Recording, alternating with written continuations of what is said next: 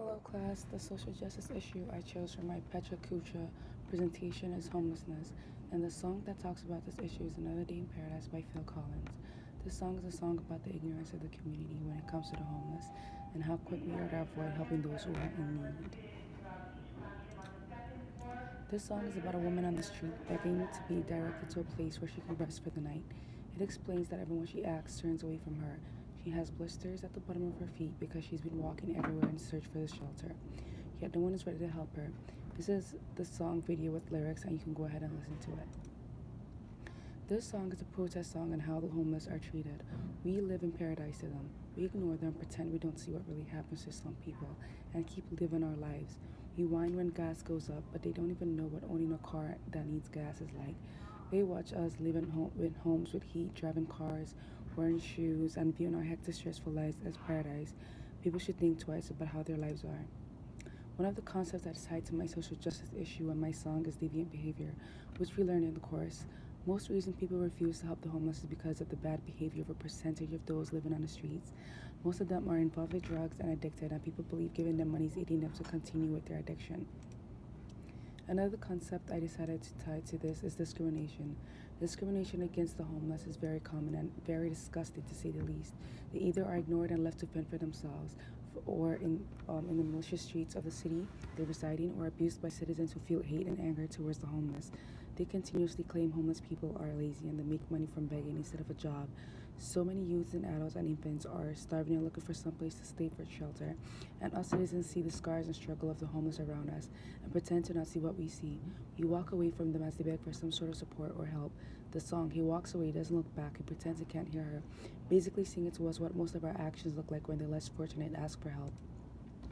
Bystanders constantly yell at those begging on the streets to get a job, but 40% of homeless people have jobs, but the expense of housing and groceries are high. They're making money, but they still live on the streets or in dirty, violent shelters, where they probably get their earnings stolen. We tell them to get jobs, but to have a job you need college education, and that costs thousands of money, and that can't pay for an apartment or daily bills. Another concept I can tie to this song is social justice is gentrification. Gentrification is great until it becomes such a force that it raises rents and forces the homeless out of areas where they are able to survive. They're forced to find other places to stay, and leading to overcrowding and more visible areas of homeless in other areas of the city, which leads to neighborhood and business complaints, and which leads to arrest and tactics to remove or harass the homeless who are just trying to stay alive. The ripple of gentrification quickly turns into a tsunami of hassles for the homeless, and even though it's not quickly or easily visible as it happens, I decided to connect gentrification to my social justice issue. This connects to the song because the artist Phil says that walking by these homeless people is a regular day for us, just another day of us and living in paradise.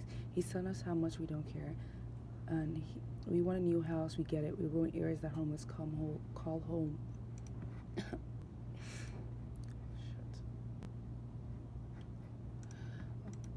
According to structural functionalism, homelessness is viewed as inevitable and basically a must for society to well function. Individuals occupy specific fixed roles in the society, and homelessness is just looked at as nothing more but a social class which is needed. It is believed that once one is part of this class, one will remain with this class for as long as he or she lives. But if there ever is change and one moves up in the class, the change will be very slow and gradual. The functionalism perspective is basically a perspective in which all different parts of a society come together and work as one whole part, in which power is underplayed. The homeless are one of the parts of the society that work and come together with other social classes so the society can go on. Functionalism affirms that almost everything, irrelevant, extraneous, or distinct as it may seem, is essential to the overall utility. Simply speaking, almost all things in the society has a purpose, more or less certain and probably function, that everybody toils as one to help maintain the society to function in a pleasant and harmonious manner.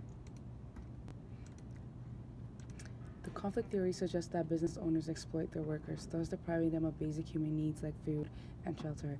At the same time, these workers are under the impression that they are taken care of properly and subconsciously rely on business owners to take care of them.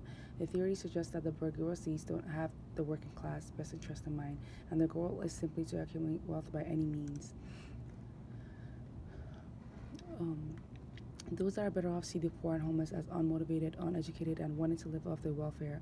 Karl Marx himself believed that this way of thinking was false consciousness, and conflict theory suggests that social issues like homelessness are a direct result of individuals' shortcomings and flaws in their personality rather than flaws in the society itself. In my opinion, the artist's perspective of this was very clear and easy to understand. He claims that his inspiration for the lyrics and song was from when he visited Paris and saw all these homeless people in the areas that he was visiting.